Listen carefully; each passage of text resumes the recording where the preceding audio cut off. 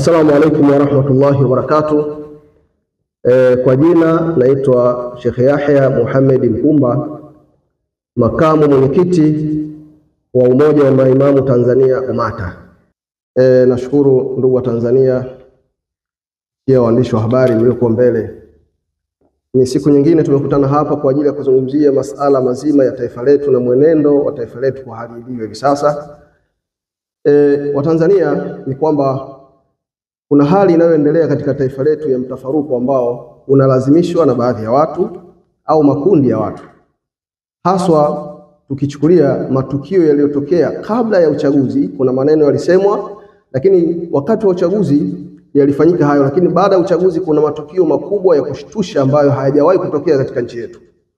Hivyo basi tukaona tuje hapa tukutane, tuongee na Watanzania wote kwamba kura ni haki ya kila Mtanzania kwa mujibu wa katiba ya taifa letu. Tawala zote zilizopita zilikuwa zinaingia madarakani kwa kupata ridhaa ya wananchi wake kwa kupigiwa kura. Kwa hiyo kura ikawa inaamua nani aongoze nchi na taifa letu kwa kipindi ambacho katiba imeweka. Hivyo basi kukatokea makundi ya watu, haswa wanasiasa, wakitamka wazi wazi michakato ya uchaguzi wao, wakasema wanajitoa katika uchaguzi. Lakini sio tu kujitoa, wakawa wanahamasisha wale wenye haki ya kupiga kura na wenyewe wasipige kura. Wao waliikataa haki ya kupiga kura, wakataka na wengine nao wasipige kura. Lakini sio kutopiga kura tu, bali walisema watavuruga mchakato mzima wa kupiga kura. Na hilo jambo tumelishuhudia, sio la kusimuliwa, kila mtu ameliona na kulisikia. Baya zaidi ambalo linatupelekea mashaka makubwa, viongozi wa dini waligawanyika. Kuna viongozi waliokuwa wakiombea amani, uchaguzi upite kwa amani na utulivu kama ilivyo katiba yetu inavyotutaka, lakini pia kuna viongozi ambao wao walisema moja kwa moja kwamba mchakato wa uchaguzi si halali, kwa maana waliungana na vyama fulani vya upinzani wakiwatia nguvu kwamba wao wanaunga mkono upande wa upinzani kwamba serikali iwasikilize wale, bali isifuate utaratibu wa matakwa ya kikatiba. Kwa kuwa uchaguzi ni takwa la kikatiba, serikali ilisimamia msimamo wake mpaka uchaguzi ukafanyika. Lakini pia viongozi wa dini, haswa maaskofu, na maaskofu hawa haswa wa kanisa Katoliki, wao walionyesha wazi wazi wapo upande gani, hali ya kuwa wao ni viongozi wa kiroho, si viongozi wa kisiasa, bali wao waliamua kuingia moja kwa moja kuwaambia viongozi wa siasa na wanasiasa na wafuasi wao waingie katika mgogoro na serikali, huku wakati fulani wakisema sisi hatuna mgogoro na serikali, lakini kwa upande mwingine wanasema kabisa kwamba mchakato wa uchaguzi si halali, kwa maana hakuna haki. Na wao wamekuwa wakizingatia sana kwa maneno haki, na wakiwapinga viongozi wa dini nyingine na madhehebu mengine mbalimbali ambao walikuwa wanasema amani.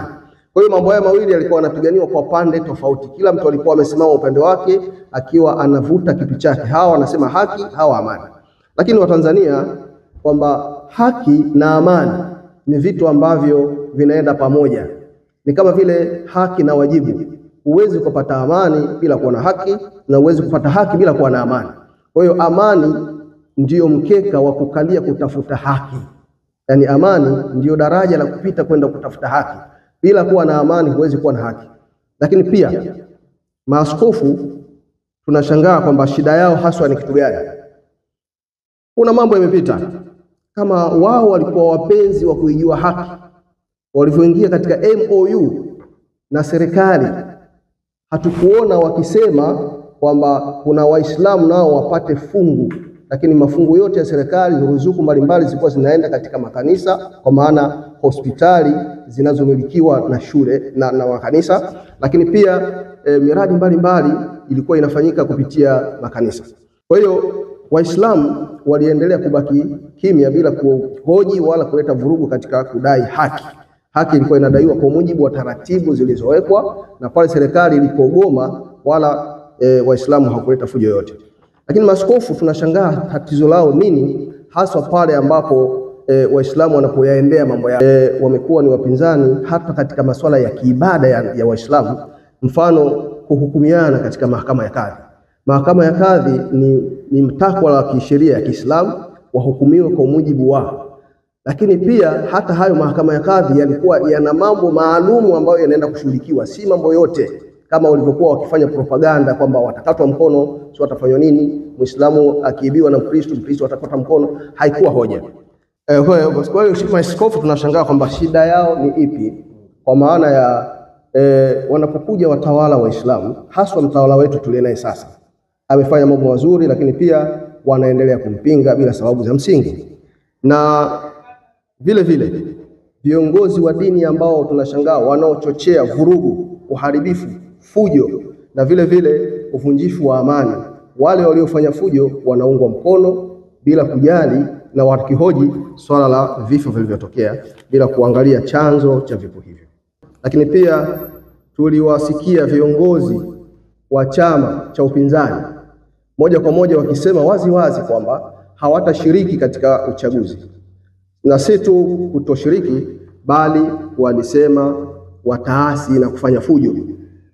Sasa hii katika nchi yetu ni jambo ambalo ni geni, halipo. Lakini pia haya maneno yalizungumzwa kabla ya uchaguzi, na hatukuona kanisa likitoa neno la kuzuia uasi, bali limekuja kujitokeza baadaye kwa ajili ya kuunga uasi. Maaskofu wana shida gani na mtawala huyu wa sasa? Ikumbukwe kipindi cha mtawala wa nyuma aliyetawala kabla ya huyu, ambaye alikuwa na dhehebu lao. Kuna mbunge na mwanasiasa maarufu alipigwa risasi mchana kweupe. Hawakusikika maaskofu hao kusema chochote. Mbona mnataka kutuharibia taifa letu? Kiongozi wa dini gani anayechochea uharibifu, fujo na uvunjifu wa amani? Kura ni haki ya kila Mtanzania, lakini cha ajabu hao wapigania haki wakiwemo maaskofu wa kanisa kubwa wanatetea kushabikia kufanya fujo, ambao wanazuia wananchi kupiga kura kwa kuwakata vidole vyao, kwa kuua baadhi ya askari, kuchoma mali za serikali na watu binafsi, na kuiba mali za wananchi na kusababisha vifo kwa wasio na hatia.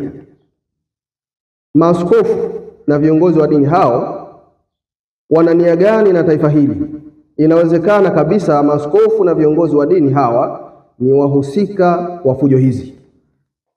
Sio jambo jema kuwa na chuki kipindi ambacho kila Muislamu anapokuwa mtawala. Acheni tabia hii, mwogopeni Mwenyezi Mungu.